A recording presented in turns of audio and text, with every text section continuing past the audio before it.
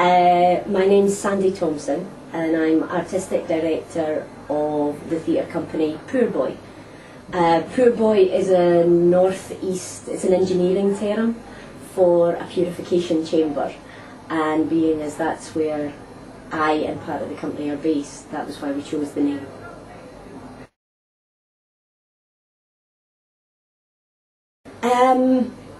I think maybe you start to make theatre that you want to see, and our company specialise in site-specific work and promenade work. So you walk from place to place inside a building or from space to space outside, finding bits of the show as you go along. And some of that came from, I guess, feeling like some of the theatre that I was watching in a kind of standard cross arch, feeling a wee bit like telly. It didn't feel like it was as much of a live experience. But also because I had worked with different youth and community groups up in Angus, where the spaces that we had to work with were really big 60s touring houses, and when my cast were sometimes only 3 foot tall, a 700-seater auditorium just seemed like too much. So what we discovered was there was lots of really nice historic buildings and courtyards and stuff, and we began to use them as the sites for our work. And from there we created a lot of different performances.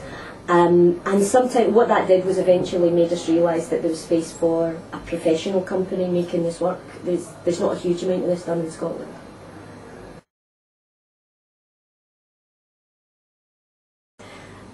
I think one of the most important things is, and I've often heard it say, young people are the audiences of tomorrow. They're the audiences of now. Just because you're 15 doesn't mean that you don't have it within you, or 10, that you don't have it within you to tell a story that you want to tell. I mean, all theatre is about telling stories. So I think there's a thing about not being patronising, not making assumptions as well. There's an awful lot of group work that seems to always be about the state of being, whatever age the group is. And actually, we don't do that in adult theatre, if you like. When we're making adult theatre, we don't go, well, I'm a theatre maker, so I'm obviously going to have to talk about what it's like to be a 40-year-old theatre maker. We assume we're allowed to use our imaginations. I think the other thing is that, let's say, in many ways, young people are much more ambitious about what they want to make. And I think one of the fundamentals with engaging with young people is not to try and squash that into a shape that feels very manageable and goes with something you've already decided you're going to do, but that actually listens to it and goes, okay, you want to fly, let's think about this. How could that happen? Alright, give me a minute. And your challenge as a theatre maker is finding ways of integrating that. I think also communal theatre making, which is often, I think, how young people end up interacting with theatre, is that they're making theatre, but they're often making it as a group. It's challenging for everybody. So there's a thing about playing fair and kind of not making sure that only the bigger personalities in the room are getting a say. And that's theatre's all about. It's a collaborative art, so the actual art of collaboration itself is very important. Certainly 10 years ago we did a fringe show where my press guy was 14, 13 maybe. My composer was certainly 13. And my stage manager, who was cueing the show, was about 15. And there's just that thing of assuming that those jobs are perfectly within the grasp of someone, and maybe not everybody wants to be right in the middle with the spotlight on them. Maybe there are other things that need doing, and that people are entitled to take on those roles as well, because that's how you would run it in an adult company. So I think equity is quite important. And just not assuming that the first thing that everybody wants to do is regurgitate whatever they've seen on telly.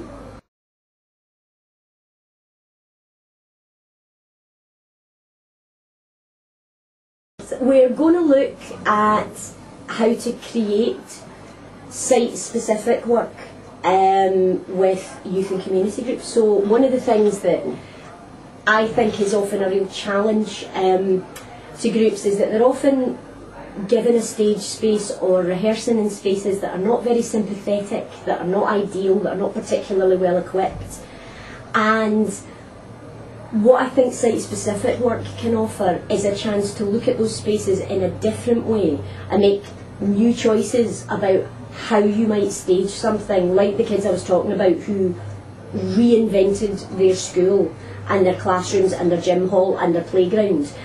And sometimes what it does is it creates fantastic ideas for performances, but it also sets real challenges that are really exciting to deal with about how you're going to tell a story in a certain way. So we will be trolleying people out of the building, because the one place that site-specific theatre doesn't happen normally is theatres. So we have a couple of different spaces inside and outside of the building. We have a nearby church. And what we're going to do is we're going to go from a very initial exercise that I use a lot, which is about thinking like a film director and finding different spaces and viewpoints and working out what it is that you can see happening in those spaces and viewpoints.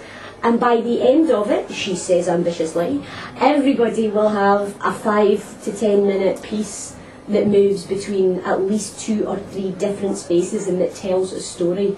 So everybody gets a chance to see what things look like from that kind of filmic long shot, being able to see people coming towards you from down the street, right up into close-ups where we're probably maybe going to end up locked up in cupboards together.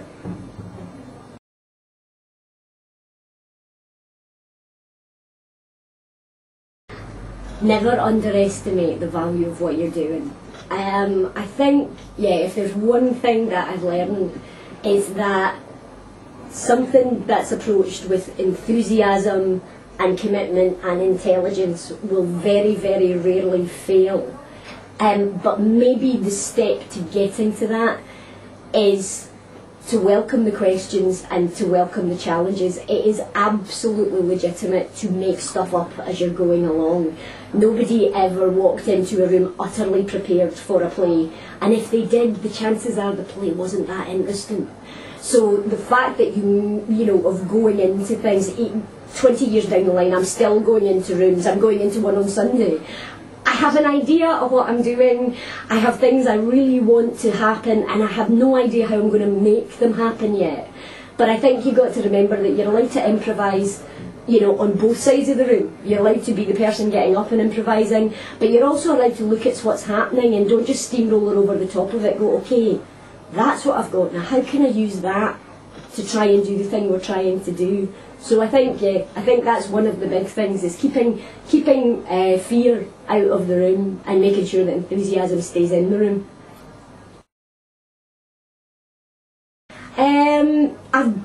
I've been to Skill Up as a participant. I came up a few years ago now and ended up in a workshop, which was really good for me because I'm used to running workshops.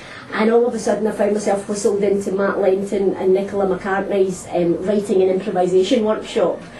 And that I had a great time doing it. It's great to be able to do that mix of chatting about things and having focused discussions about things, because to be honest, I think often people who work in this sector are working so hard that there's rarely a time to get together with people who are doing that kind of thing and have chats about what you're doing, the things that you need to address, the things that have come up for you, and to share practice.